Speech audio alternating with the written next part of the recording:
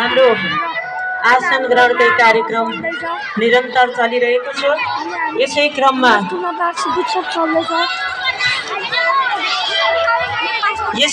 अब हाम्रा छिमेकी विद्यालयका प्राज्यूहरूलाई पनि हामीले निम्तो गरेका छौँ र उहाँहरूलाई म आसन ग्रहण गराउन लागिरहेको छु। सर्वप्रथम ढुकुर पानी माविका रघुनाथ भट्टराईज्यूलाई पनि अतिथिको आसन ग्रहण गरिदिनु हुन हार्दिक अनुरोध गर्दछु। हामीहरू चाहिँ यहाँ स्कुलमा आएको थियौँ,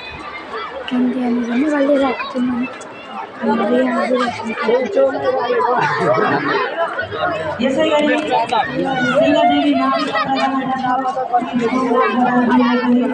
अतिथिको आसन ग्रहण गरिदिनु हुन म हार्दिक अनुरोध गर्दछु।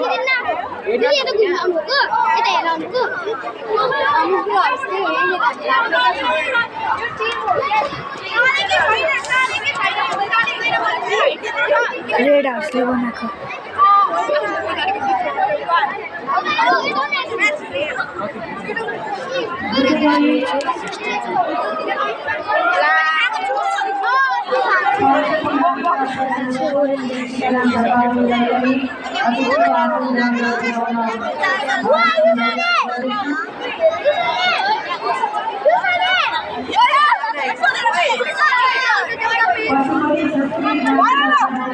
यहाँनिर के योगासन छ, परिवृत्तिको नासन छ, यसले हाम्रो शरीर लचक बनाउँछ र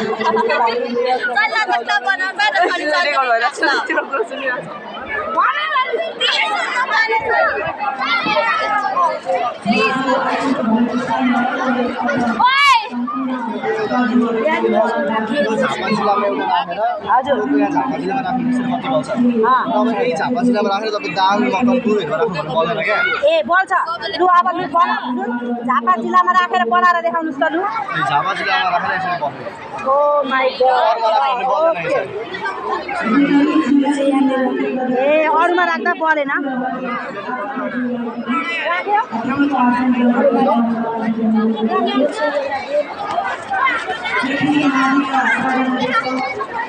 यिनीहरूको चाहिँ युट्युबमा भ्लग आउँछ गरेर सब्सक्राइब गर्ने श्रवण क्रिएसन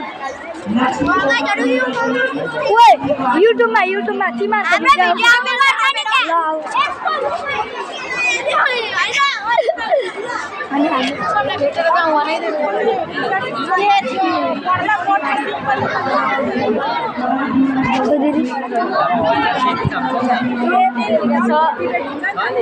तिमीले फोसिल्समा पढेको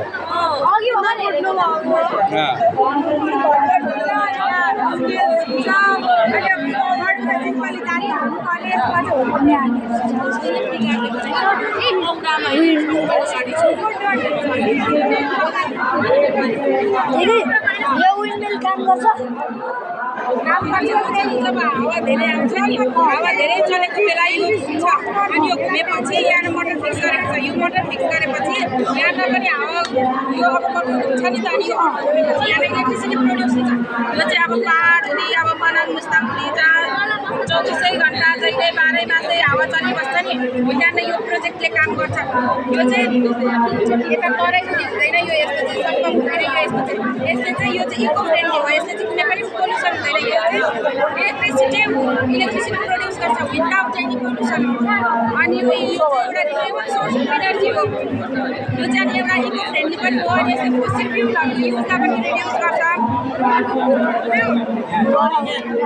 10 रुपैयाँ सर 10 रुपैयाँ के हो यो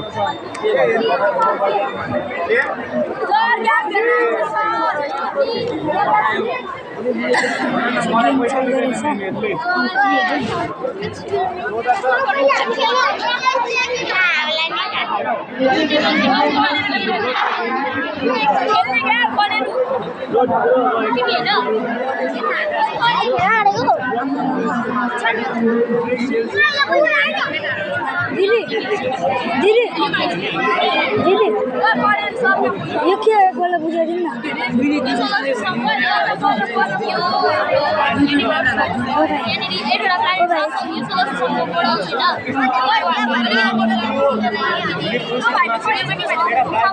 मोटर युज गरेको छ होइन यो यहाँनिर पेपर टिस्युहरू युज गरेर प्लानेट बनाएको छौँ हामीले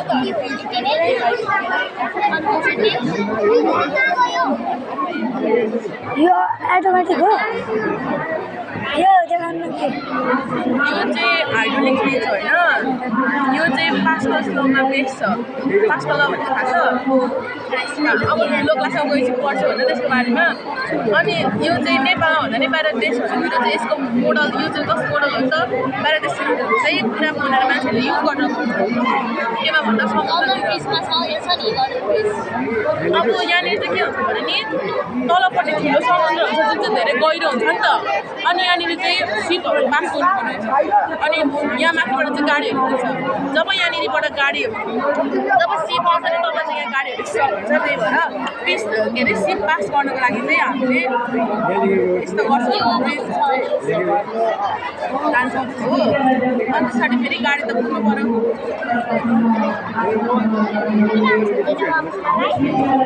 टाढो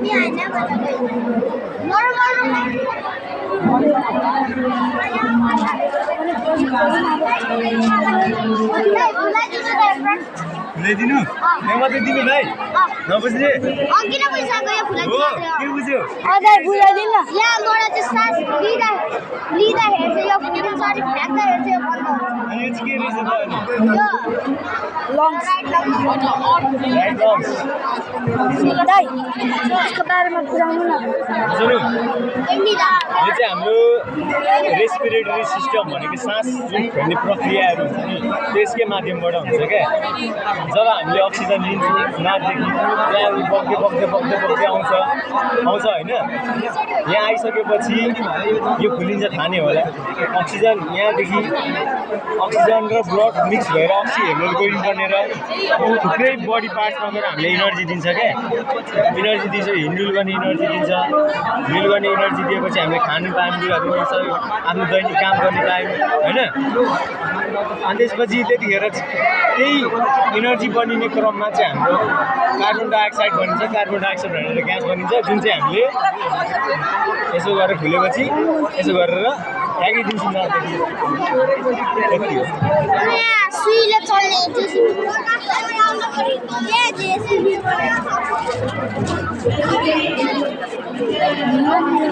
जानकारी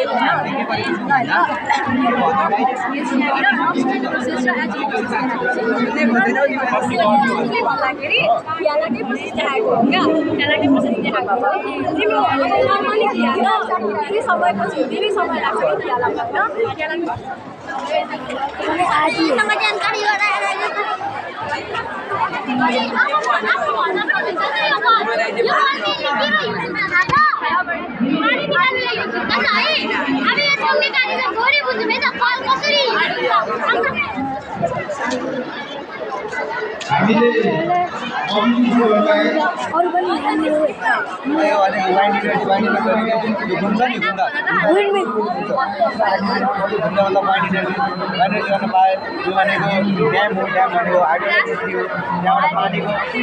नेचरलाई पनि युज गरेर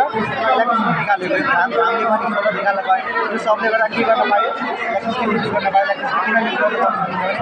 घरहरूमा गाडीहरू चलाउने ट्रेन जति छ हेलिकप्टरले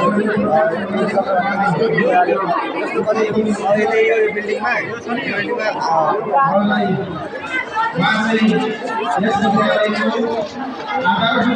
ग्यास लिकेज हाम्रो आजदेखि लिएर विभिन्न काममा एलपिजी ग्यास युज हुन्छ नि त होइन अब तपाईँ यहाँ हेर्न सक्नुहुन्छ हेर्न सक्नुहुन्छ यहाँ हाम्रो एउटा सेन्सर राखेको हुन्छ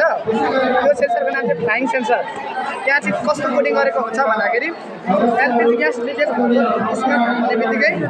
यसले सिग्नल यहाँ बजर एउटा राखेको छ बजरमा बनाउँछ अनि त्यो बजर बज्छ अनि हामीले लिकेज भन्न थाल्छ अब कसरी काम गर्छ